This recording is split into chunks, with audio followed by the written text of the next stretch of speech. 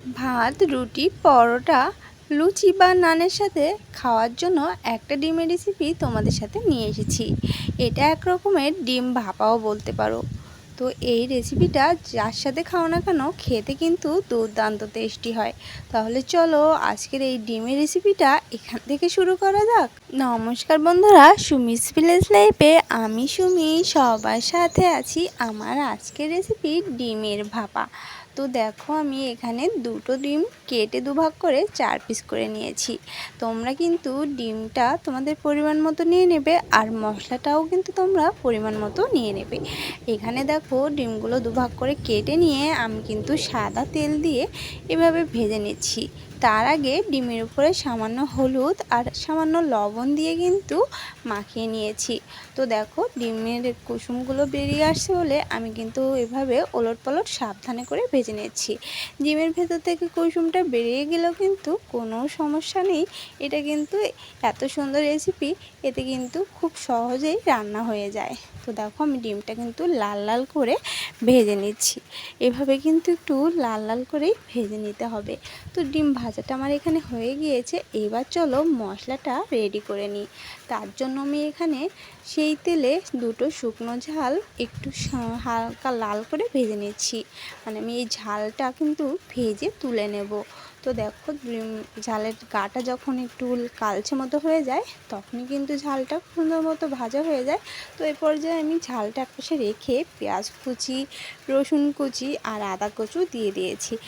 এখানে আমি কিন্তু দুটো ডিমের জন্য এই মশলাগুলো ব্যবহার করছি। তোমরা তোমাদের ডিমের পরিমাণ মতো কিন্তু মশলাটা নিয়ে নেবে। যেহেতু আমার এখানে ডিম অল্প, তাই কিন্তু আমি একটা পেঁয়াজ, অর্ধেক রসুন আর অল্প পরিমাণ আদা কুচি করে এখানে দিয়ে নিয়েছি। এটা কিন্তু আমি ভেজে নিচ্ছি, কারণ এটা আমি পেস্ট করে নেব। সেই জন্য দেখো লাল লাল করে এই মশলাগুলো ভেজে নিয়েছি। আর এবার এই পর্যায়ে কিছুটা জিরে কিন্তু চামচ মতো 1 চামচ জিরে আমি এখানে দিয়ে দিয়েছি। মোটমাট সমস্ত মশলা কিন্তু এরকম হালকা একটু তেল দিয়ে ভেজে নিতে হবে, তাতে করে পেস্ট করতে সুবিধা হবে আর সুন্দর একটা ঘ্রাণ বেরিয়ে আসবে। তো দেখো এবার সমস্ত মশলাগুলো একসঙ্গে করে নিয়েছি। যেহেতু আমি এখানে ঝালটা পেস্ট করব, সেজন্য ঝালটাও একসাথে নিয়ে নিয়েছি। এবার শিলপাটায় দেখো আমি কিন্তু সমস্তটা নিয়ে নিয়েছি। এখানে কিন্তু সামান্য হলুদ লবণও আমি কিন্তু দিয়ে দিয়েছিলাম, আর ডিমও হলুদ লবণ দিয়ে দিয়েছি। অবশ্য তোমরা এটা পরিমাণ মতো দিয়ে নেবে। আর এবার দেখো 2 চামচ টক দই আমি একটা বাটিতে নিয়ে নিয়েছি। তো এইখানে মশলাটা যেটা বেটে রেখেছি সেটা কিন্তু এই টক দইয়ের মধ্যে দিয়ে দিলাম। টক দইটার মধ্যে কিন্তু আমি সামান্য মিষ্টি আগে থেকে অ্যাড করে দিয়েছিলাম, সেটা তোমাদের সাথে দেখানো হয়নি, সেজন্য কিন্তু বলে দিলাম। তো এবার টক দইয়ের সাথে এই মশলাটা খুব সুন্দর করে মিক্স করে নিতে হবে। যেহেতু এখানে লবণ হলুদটা আমার দেওয়া রয়েছে, তো লবণ হলুদ এইটা কিন্তু তোমরা নিজেদের পরিমাণ মতো ব্যবহার করবে, তা না হলে কম বেশি হতে পারে। তো দেখো আমি টক দইয়ের সাথে মশলাটা কিন্তু খুব সুন্দর করে মিশিয়ে নিয়েছি। আমি কিন্তু শিলপাটায় বেটে নিয়েছি, তোমরা চাইলে ব্লেন্ডার জারেও কিন্তু এই পেস্টটা করে নিতে পারো। তো সুন্দর মতো কিন্তু টক দইয়ের সাথে মশলাটা মিশিয়ে নিতে হবে। আর যেহেতু আমি টক দইয়ের সাথে একটু চিনি দিয়ে দিয়েছি, সেজন্য এটা মিষ্টি দই হয়ে গিয়েছে। এবার চলো একটা স্টিলের বক্স নিয়ে নিয়েছি, আর এখানে সামান্য সরিষার তেল আমি এখানে দিয়ে দিয়েছি। তো সরিষার তেলটা বাটির চারপাশ থেকে সুন্দর মতো লাগিয়ে নিতে হবে। এই রেসিপিটা সরিষার তেল কিংবা সাদা তেল তোমরা কিন্তু দুটো একসাথেও করতে পারো, আবার আলাদা করেও করতে পারো। কারণ আমি মশলাটা যেহেতু সাদা তেলতে ভেজে নিয়েছিলাম, আর এখন কিন্তু রান্নাটা সরিষার তেল দিয়ে করছি, সেজন্যই কথাটা বললাম। তো দেখো এবার তেলটা লাগিয়ে নিয়ে যে মশলাটা করে রেখেছিলাম সেটা কিন্তু বাটির মধ্যে খুব সুন্দর মতো বিছিয়ে দিয়েছি। এবার মশলার উপরে এই ডিম ভাজাগুলো আমি এক এক করে কিন্তু দিয়ে দিচ্ছি।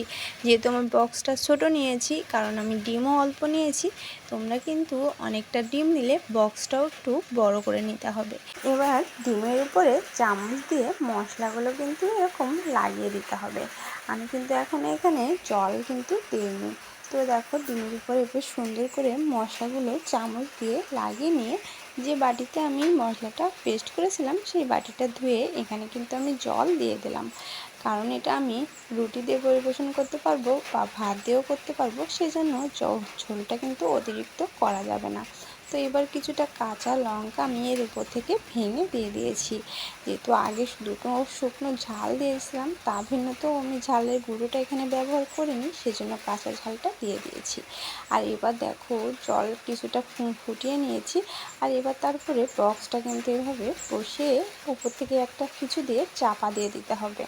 তো আমি গামলা প্রথমে দিয়েছিলাম, কিন্তু গামলার থেকে না একটা নোড়া দিয়ে, মানে শিলের যে নোড়াগুলো হয় শক্ত কিছু দিয়ে বাটিটা চেপে দিতে হবে। আর এই পর্যায়ে দেখো 5 মিনিট পর কিন্তু আমি বক্সটা তুলে নিয়েছিলাম।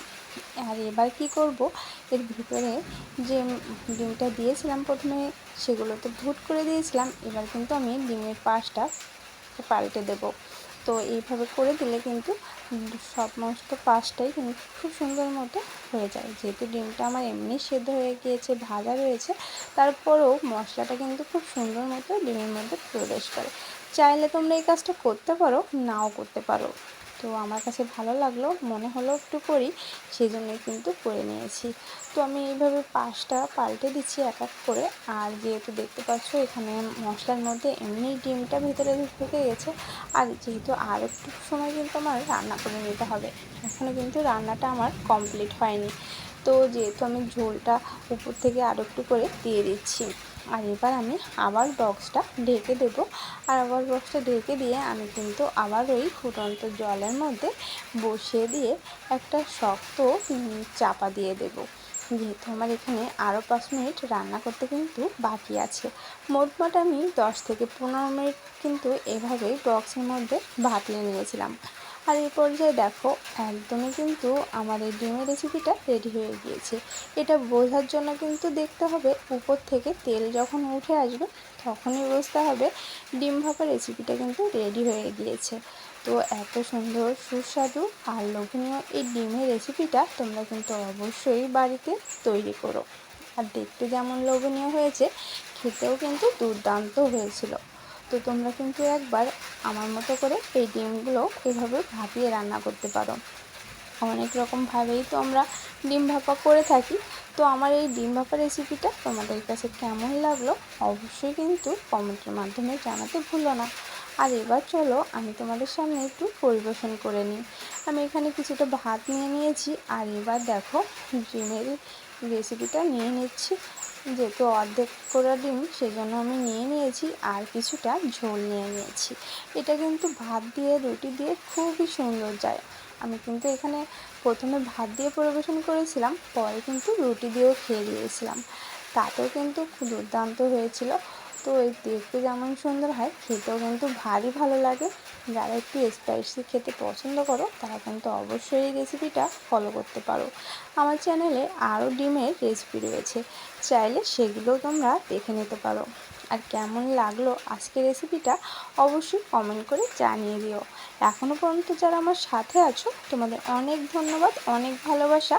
তোমরা কিন্তু অবশ্যই একটা লাইক দিয়ে ভিডিওটা সম্পূর্ণ ফুল ওয়াচ করো। ভালো থেকো, সুস্থ থেকো, পরবর্তী ভিডিওর সাথে থেকো।